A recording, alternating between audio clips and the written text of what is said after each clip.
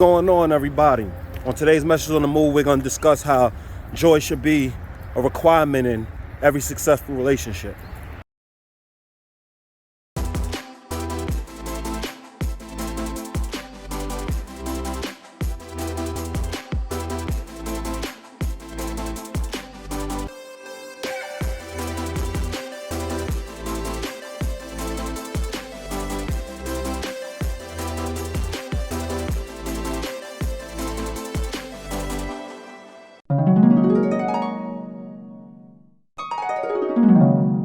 Now first, let's get a little egocentric.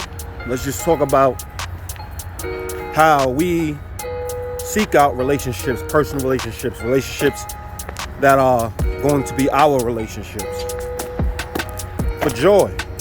I mean, we want to not only feel good, but we want to have the belief that this person can enhance the way we live life. They could make us happy.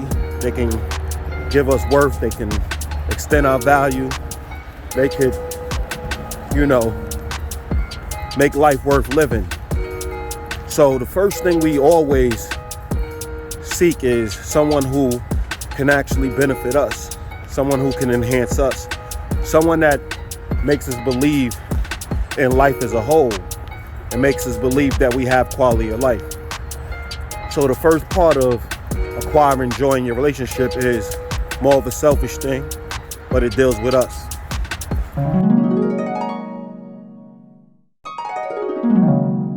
Next is, can we bring the people joy? Now, you can say that you can be in a relationship and as long as they're giving you joy, you're okay. But a part of being a human and a part of humanity is feeling like we have purpose and feeling like we're giving back. And you can't feel like you're giving back without bringing joy to other people's lives. So you obviously want somebody who you can enhance their life and you can bring purpose to their life and you can bring happiness to their life.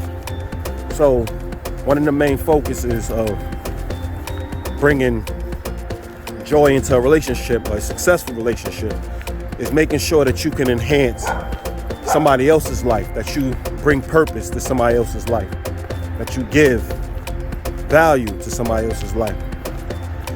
So that's the second prerequisite of joy.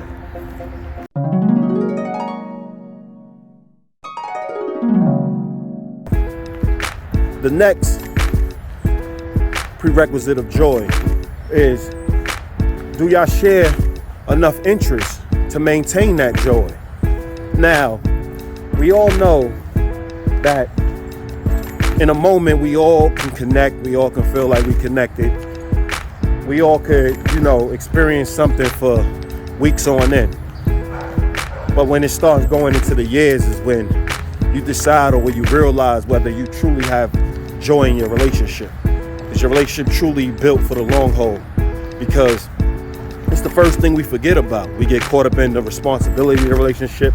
We get caught up in our careers. We get caught up in raising children. We get caught up in bickering about what's more important to each individual. We forget that the relationship is based around building something together, building a united front.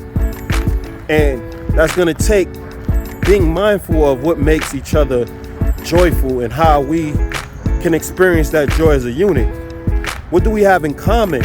What are our interests that we share? Do we do enough of the things we enjoy together? Or are we doing a lot of things that just bring us joy individually? Are we asking our partners to always cross over into the things that bring us joy? Are we really investing in maintaining what brings us joy together?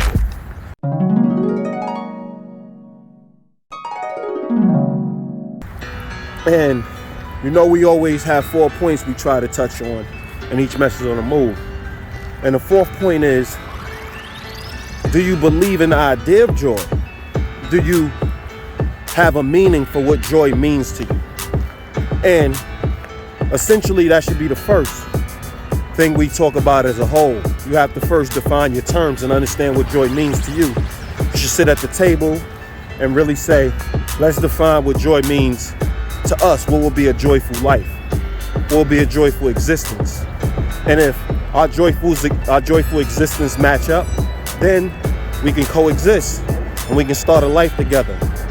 But if they don't match up, we're forcing the issue, we're forcing the relationship.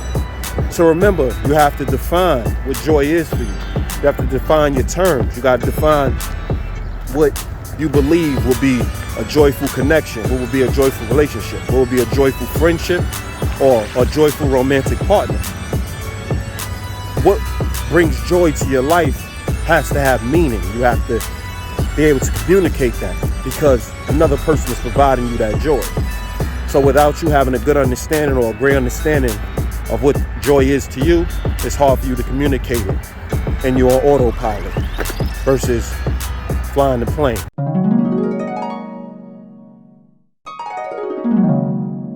So just remember, joy starts with understanding that there is a selfish component to it. Understand that you have to have purpose, so you have to know what you're bringing to somebody's life to truly experience joy. You have to maintain what joy means as a unit, the interest y'all have together that brings each other joy, where y'all doing things that bring joy to each other's life. And the last thing we touched on, which should be the first, is define your terms, have the meaning of joy. Understand what joy means for you so you could express it and articulate exactly what you want in a relationship so people aren't guessing. They know what brings you joy. Again, this is another message on the move. Hope y'all enjoy. Have a good one.